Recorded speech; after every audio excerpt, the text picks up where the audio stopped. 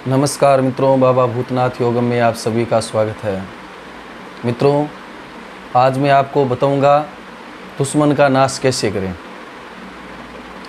YouTube पर शायद इतना अच्छा उपाय और इतना सरल उपाय कभी किसी ने नहीं बताया होगा और सही विधि की जानकारी कभी किसी ने नहीं दी होगी।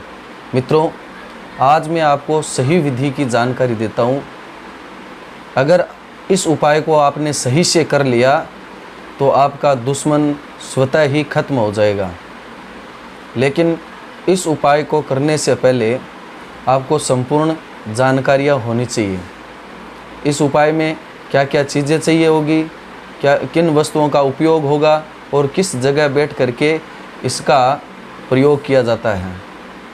इस उपाय को आप अगर भली भांति से कर लोगे तो यह उपाय लाभकारी साबित होगा। सही विधि से करना होगा। अगर किस दिन तक आपने सही से कर लिया तो यह उपाय बड़ा ही लाभकारी साबित होगा और बड़ा ही प्रभावशाली होगा। मित्रों, आपको मैं बता दूं कि शनिवार की रात्रि में 9 बजे के बाद में शमशान में जाना है और इस उपाय को शमशान में ही करना है, क्योंकि यह उपाय जब शमशान में करेंगे तभी यह उपाय लाभकारी साबित होगा, वरना यह उपाय किसी काम का नहीं है।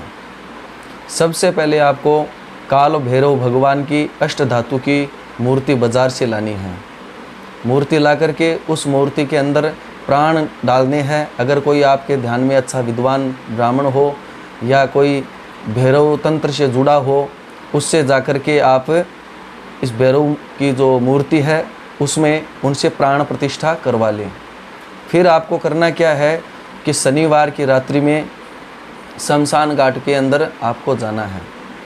शमशान घाट में जाकर के सबसे पहले आपको जो आपका दुश्मन है उस दुश्मन की एक फ़ोटो लेनी है।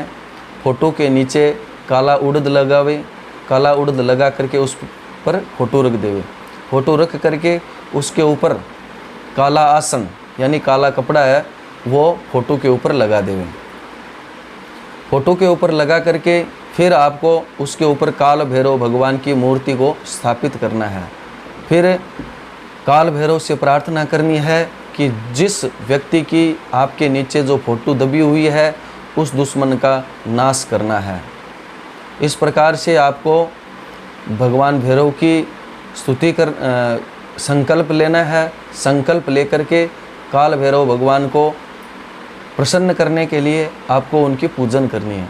पूजन में 4 बार सबसे पहले भगवान के पैर, हाथ, मुंह और स्नान करावे। इस विधि से 4 बार आपको भगवान के ऊपर जल चढ़ाना है। जल चढ़ा करके फिर आपको वस्त्र देना है, यज्ञोपवीत देनी है और भैरव के तिलक लगाना है। चंदन का तिलक लगा देवे या आप राख का भी या मुर्दे की भस्म है उसका भी आप तिलक लगा सकते हैं।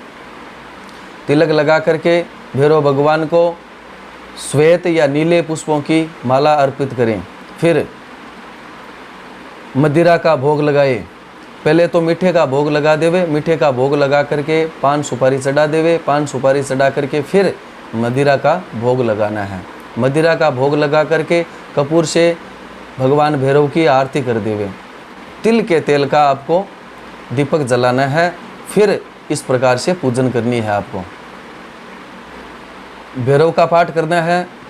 भैरव के पाठ में सबसे पहले आपको भगवान भैरव का जो मंत्र है या काल भैरवाष्टक है उसका पाठ कर लेना।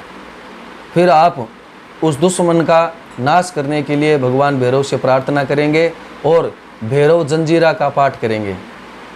मैं आपको डिस्क्रिप्शन बॉक्स में भैरव जंजीरा का जो पूरा है स्तोत्र वो आपको दे दूंगा। आप उस जगह से देख लेवे और सही से सही मंत्र बोलना है, एक भी अक्षर की त्रुटि ना हो। अगर इस प्रकार से आपने सही विधि से कर लिया तो आपका दुश्मन है वो स्वतः ही नाश हो जाएगा।